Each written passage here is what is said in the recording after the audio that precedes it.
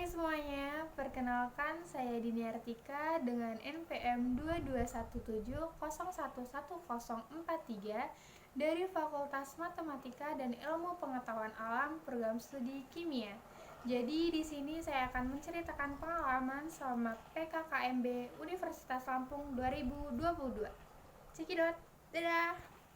PPKMB hari pertama.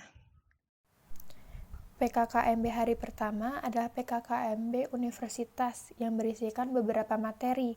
Materi yang pertama adalah penanganan Polri dalam kejahatan digital yang berisikan beberapa penjelasan, yaitu yang pertama Undang-Undang ITE, yang kedua pasal lanjutan, yang ketiga pemanfaatan teknologi informasi dan transaksi elektronik, yang keempat contoh pelanggaran hukum di dunia maya, dan yang kelima tips and trick agar terhindar dari jeratan hukum Undang-Undang Nomor 11 Tahun 2008. Materi yang kedua yaitu pengembangan karakter mahasiswa sebagai intelektual anti kekerasan dan anti perundungan.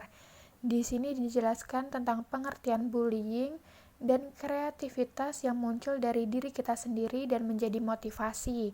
Lalu bagaimana tanggung jawab pemuda, yaitu mempertahankan kesatuan bangsa, mengembangkan kepribadian yang tangguh, meningkatkan partisipasi, memelihara dan mengembangkan nilai Pancasila, dan mengembangkan nilai budaya yang luhur. Materi yang ketiga yaitu tentang pengembangan perspektif agama.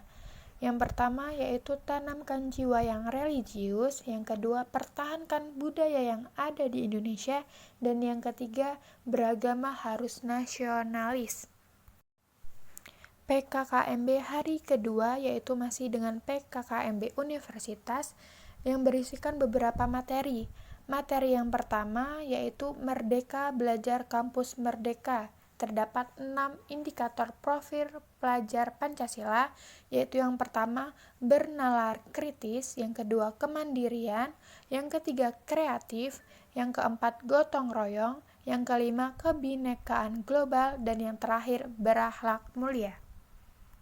Materi yang kedua yaitu kesadaran lingkungan hidup, manajemen risiko, dan kampus sehat, yaitu pengelolaan lingkungan hidup, menjaga kelestarian bumi yang ada 4.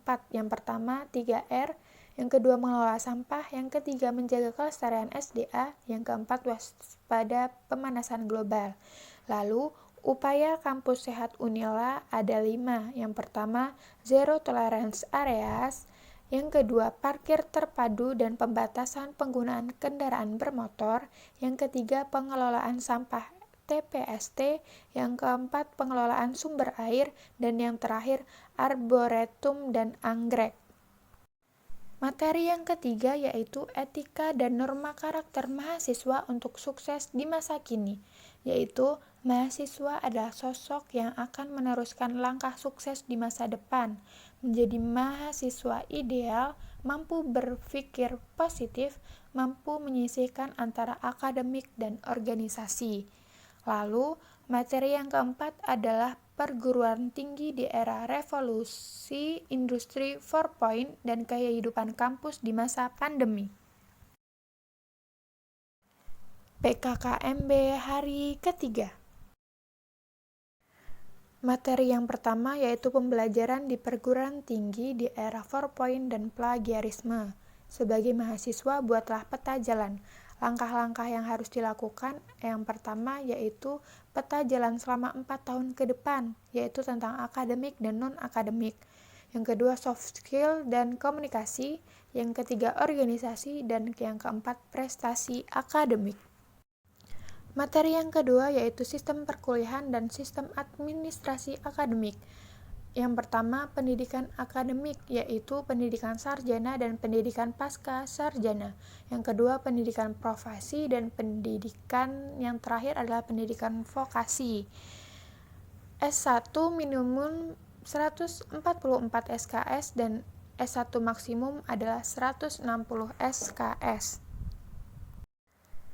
Materi yang ketiga adalah dosen pembimbing akademik dan dosen bimbingan konseling.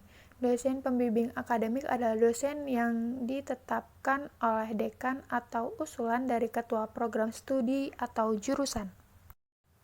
Di materi terakhir terdapat ujian untuk mengetahui pemahaman materi yang disampaikan dan sejarah terbentuknya Himaki yang disampaikan oleh ketua Himaki yaitu Kak Sabil. Itu tadi pengalaman PKKMB Universitas Lampung yang saya dapat sampaikan. Sekian dan terima kasih. Bye-bye.